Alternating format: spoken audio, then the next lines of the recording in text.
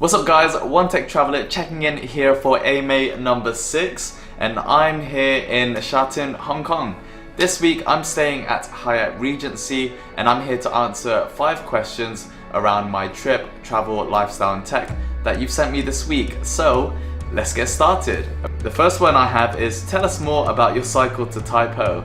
So earlier this week I had the chance to cycle from Hyatt Regency Sha Tin and go on the cycle trail to Tai Po. It's about 12 kilometers in length. They have a really nice and well-built cycling trail to go there and back, and it extends all the way from Sha Tin area to Tai Po and above to Tiu Mu Tek.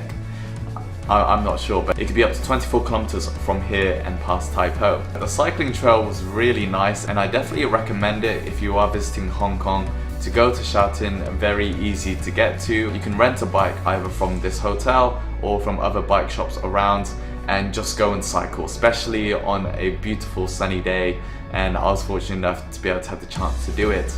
I recorded my experience using my action cam so you can see it firsthand at my YouTube channel. Yeah, it was amazing, and you're cycling along the Tolo harbour. You're getting a nice waterfront view of the harbour and all of the buildings around, and it's just a blissful moment. If you are a visitor and you like to do something a bit more outdoors and different, you'll be able to see a lot of stuff and get good exercise and enjoy the moment in the process.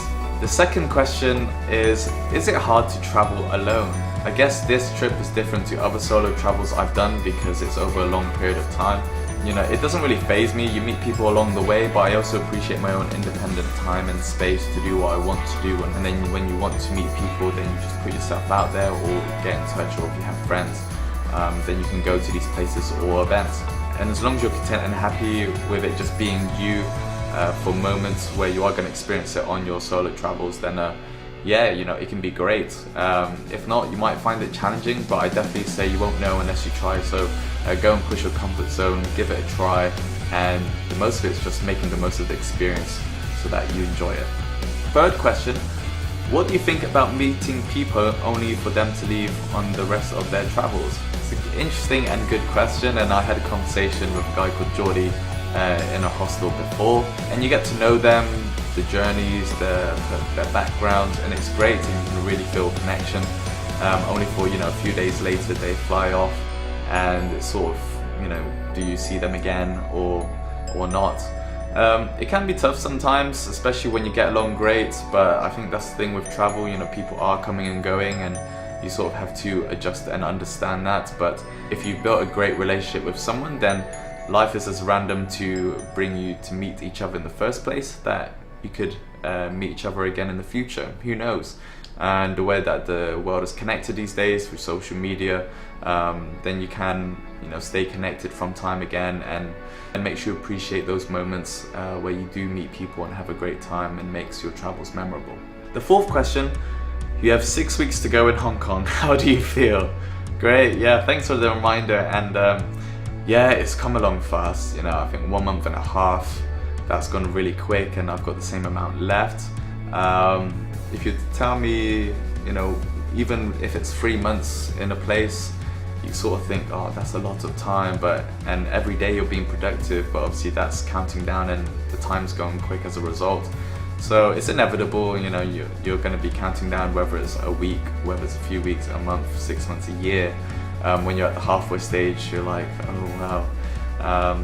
So yeah, I mean, I've had such a great time here in Hong Kong, met a lot of great people, done some great projects like my dance one, and being able to gather as many experiences to be able to take with me and share my stories on my website. So yeah, it's, you know, I'm just gonna take it positive and enjoy it right to the moment that I have to leave.